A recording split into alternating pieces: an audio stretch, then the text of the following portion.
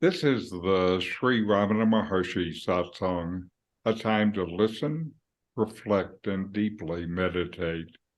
Know yourself and be always free and at peace.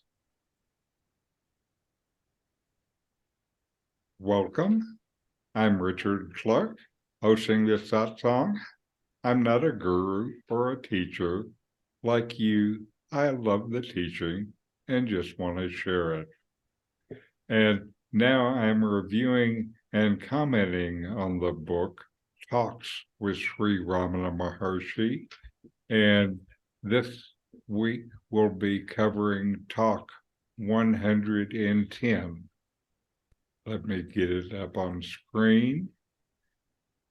An American lady, or excuse me, I moved. An American lady asked Bhagavan what his experience of Samadhi were. When suggested that she should relate her experiences and ask if they were right, she replied that Sri Bhagavan's experiences ought to be correct and should be known, whereas her own were unimportant. She thus wanted to know if Sri Bhagavan felt his body hot or cold in Samadhi, if he spent his first 3.5 years of his stay at Tiruvannamalai in prayers, and so on.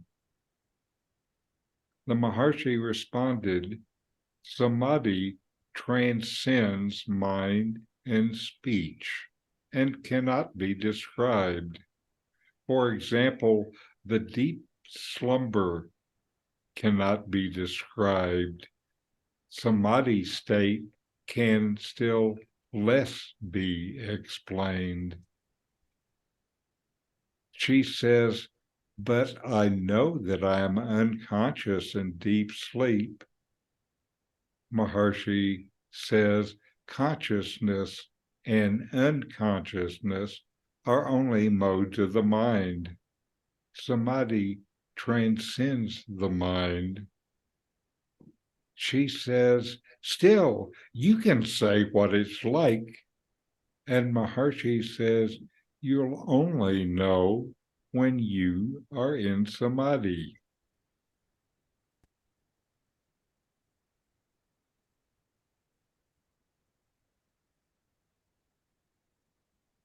Now, to summarize the talk, the American woman wanted Ramana to tell her about Samadhi.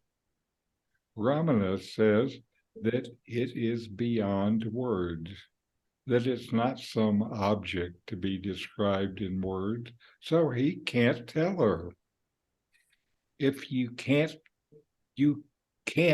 tell it, you must know it.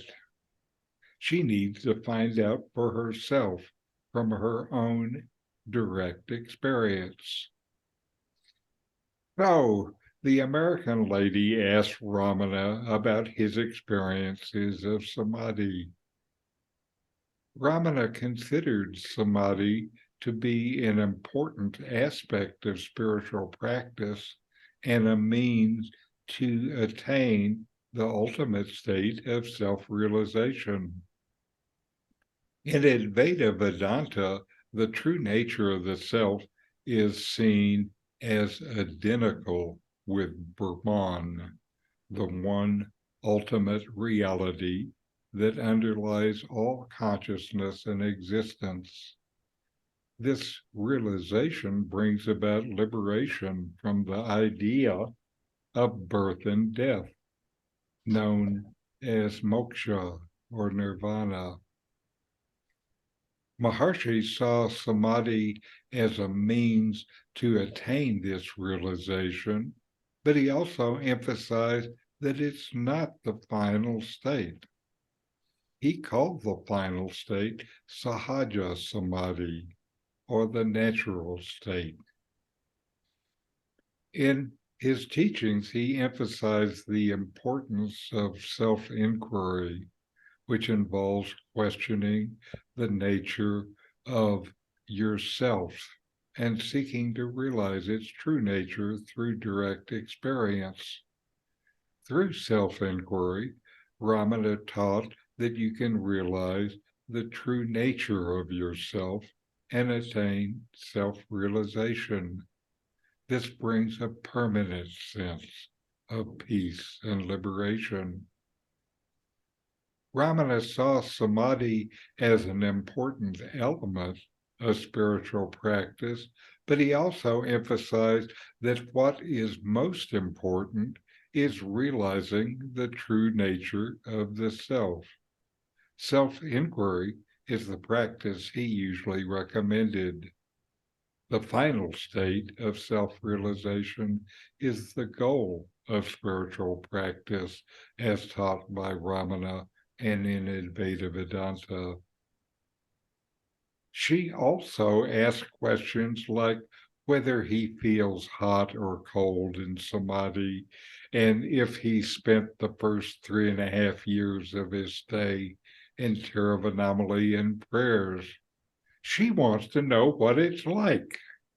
It's like when I asked my teacher, Nome, about his realization, and he replied, "What good does it do you to know about someone who did not exist?" The lady expresses her understanding that she's unconscious during deep sleep. Ramana responds by stating that consciousness and unconsciousness are only modes of the mind.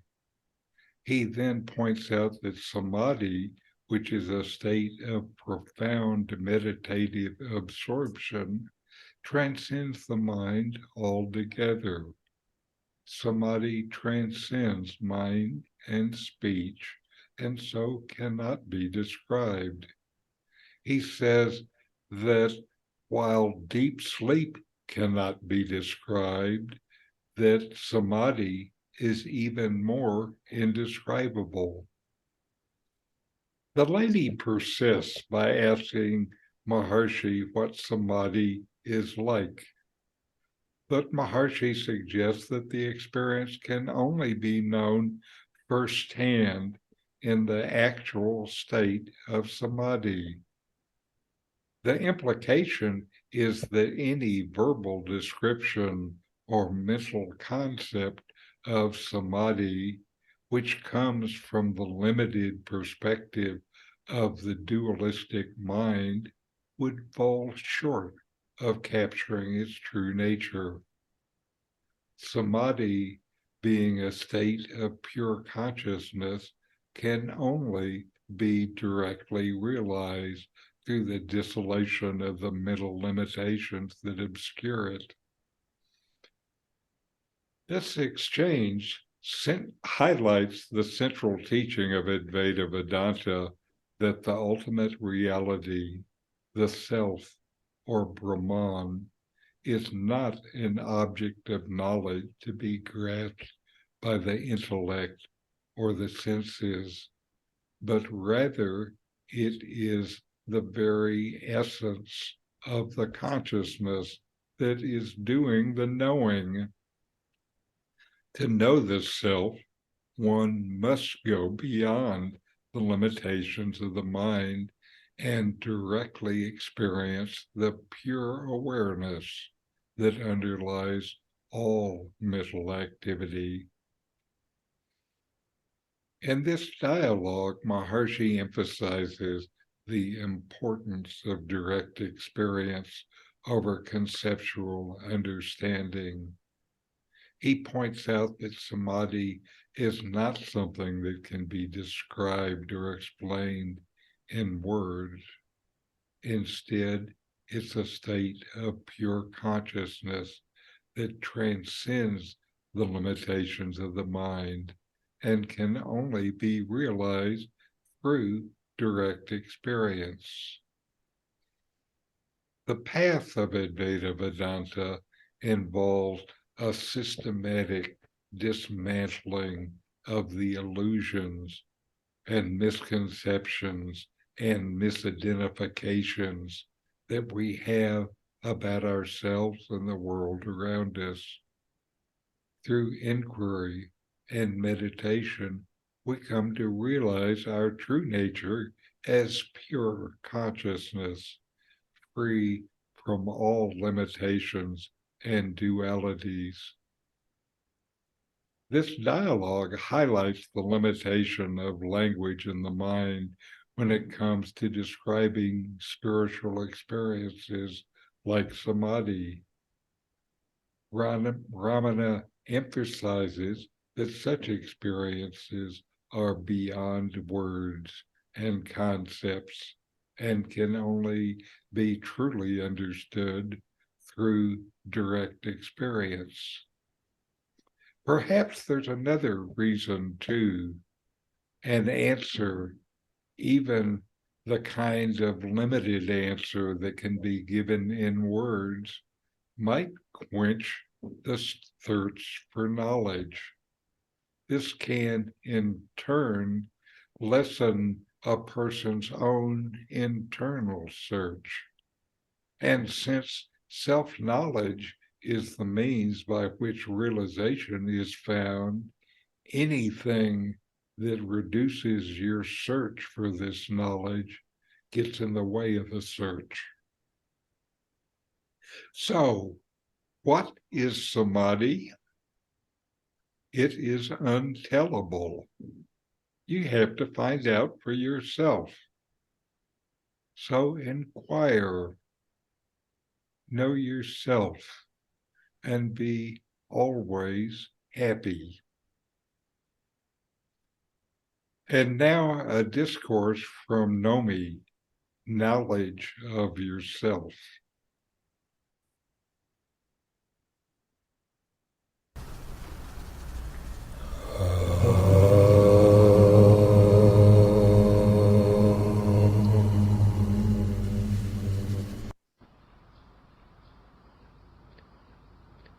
Sri Bhagavan reveals the truth regarding the self, knowing which there remains nothing else to be known, and realizing the happiness of which there is no other kind of happiness to be desired. Do you know yourself? There are not really two of you, that one should be ignorant of the other, or one should know the other. So who are you? What is the nature of your own existence? If you know the nature of this existence,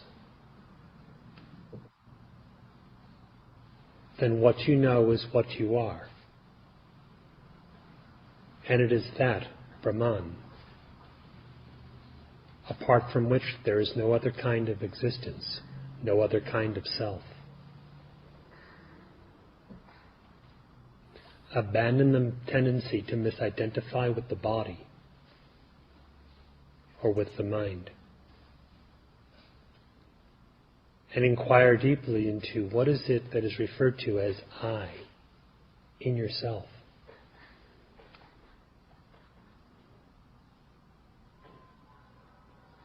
The non-dual final knowledge, Advaita Vedanta,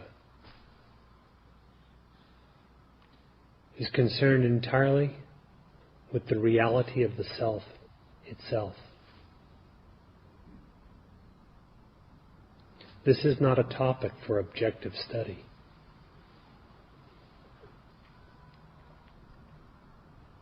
This is a matter of self-knowledge, which is necessarily non-objective and indivisible.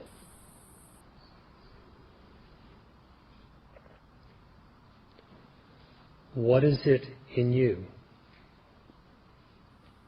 that is referred to as I? What is its origin?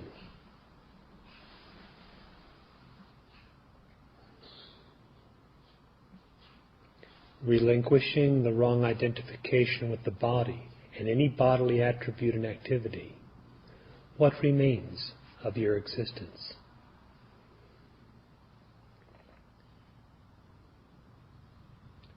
Considering that you are the unconceived knower of all thought, what is your definition?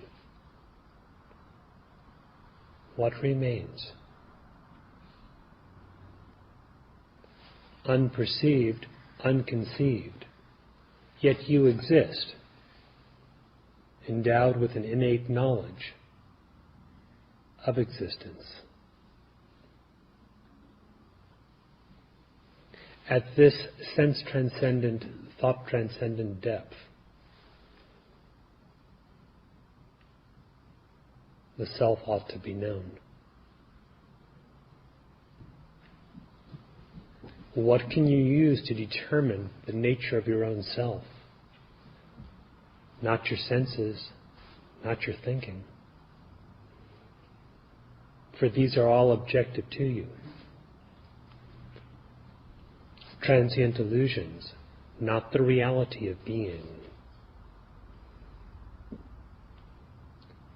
Unless you know being, you do not know that God. But if you know yourself, there remains only that, and nothing else whatsoever.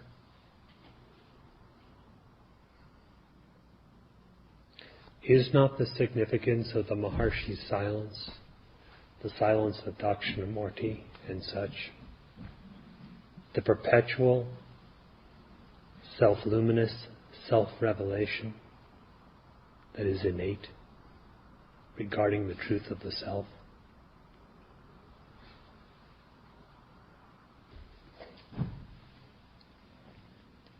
This being so, what more can be said?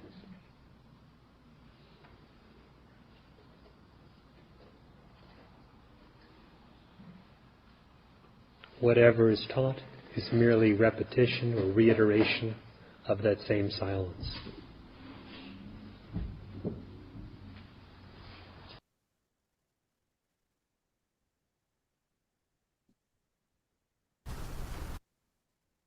All right. So now let's take a few minutes and inquire. Notice that you exist, and you know that you exist. Now, inquire, investigate within yourself. Can you tell somebody who you are?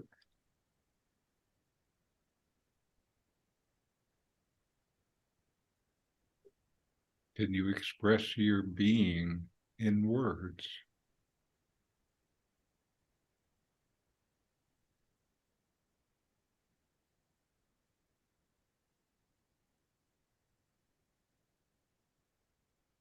You know who you are. Can you say it?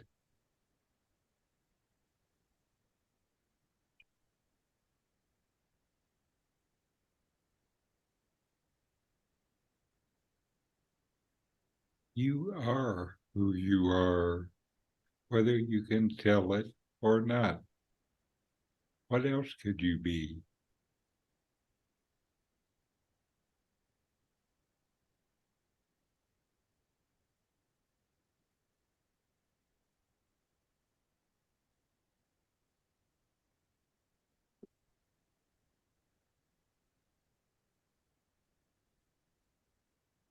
Who can say in words what can only be known directly?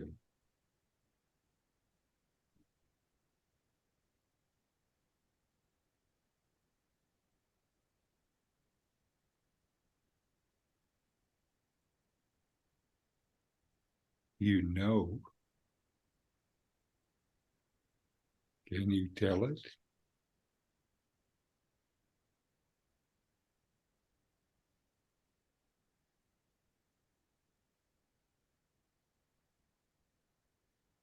Who am I?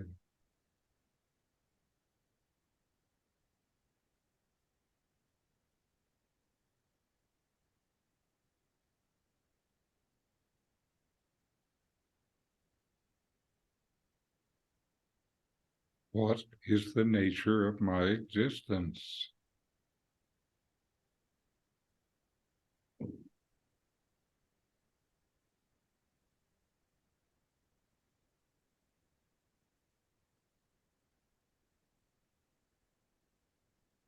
What exists? Who exists?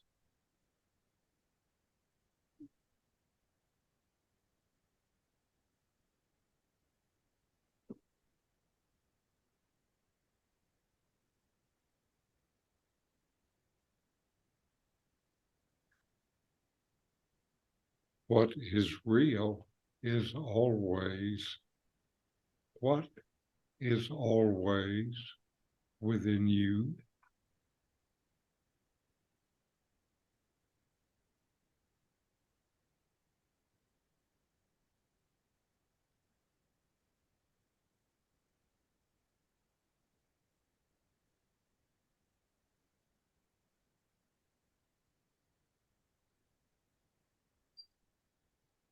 All right.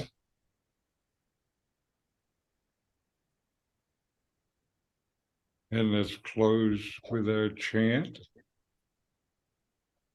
Om.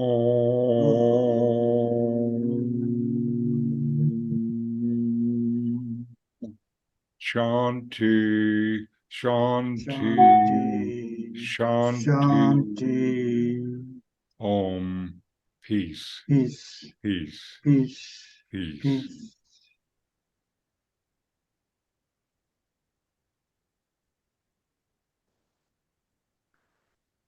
All right. Discussion, questions, comments?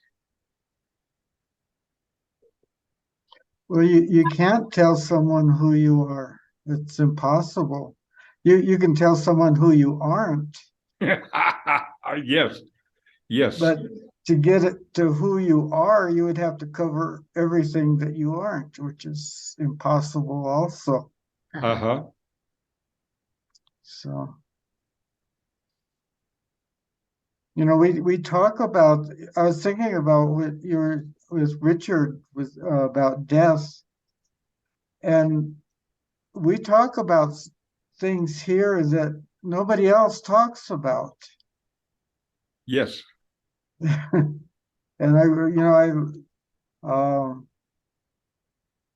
so this is that's one of the things I like about this. Yes, again, that's one of the things that I found going to Nome is that, he talked about these things that I'd never talked about. And somehow I knew what he was saying was true, even though I didn't necessarily know what he meant, but I knew it was true. Yeah. That's how I was with Krishnamurti Uh-huh. like 50 years ago. I think that's why I liked Yes. his teaching is because he talked about stuff that nobody else talked about. Uh-huh. Fear, death, loneliness. Nobody I knew talked about that. Uh-huh. It was,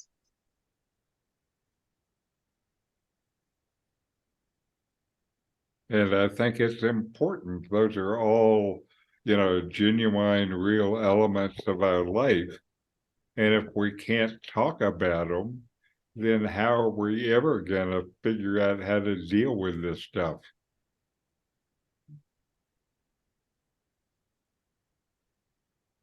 But like Ramana says, there's some stuff you can't talk about. You can, point to it. The Buddhists had the metaphor of pointing at the moon, saying the teacher was like pointing at the moon and don't get his finger confused for the moon.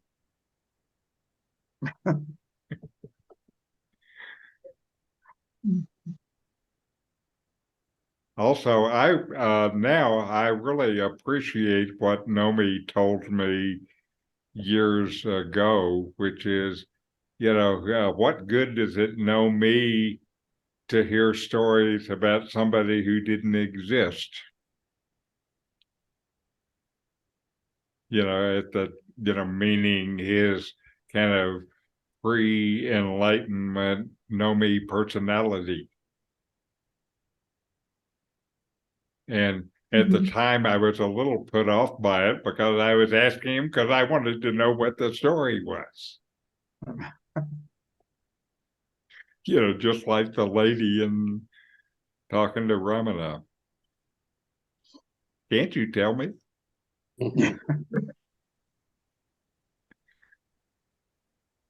So he just smiled and said no. Yeah. Well, she was looking for the easy way.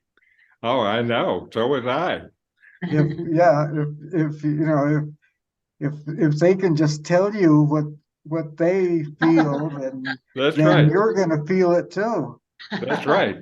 And in the case of what I was asking, I was asking Nome, how did you get enlightened? And what I was gonna do, of course, was to do whatever he told me. And it turns out later he did tell me, and his final realization came waiting in the office of a oral surgeon reading some pamphlet from Ramana Maharshi ashram. And one of the reasons I'm sure he didn't talk about it is, again, how silly seekers are. And I can imagine that if he had talked about it, that poor dentist's office would be overloaded with people waiting to get enlightened. Yeah, that's just how silly we are. Yeah, that's exactly the case. But Ramana says, you have to do it for yourself. What I know is all these mental stuff that I have in the way is the stuff that I've spent my lifetime or multiple lifetimes putting in place. And so, I have to do the work to kind of take that phony structure down so I can see what is behind it. And nobody can do it for me. Mm-hmm. People can help. People can say, did you look over there? And give me a question to ask within myself. But the operative part of that is me looking within myself. No one is enlightened as a separate individual. Right. That separateness disappears. Yes. And there's no description. Anything you try and describe, you're using words and mind, and it's beyond that. Right. Yeah. Yes. But it's not beyond our knowing. It's just beyond our telling.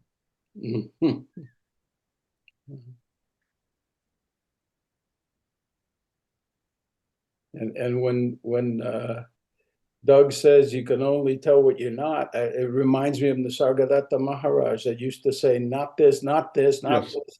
Finally, Yes. what's left is what you are. Yes. Yes.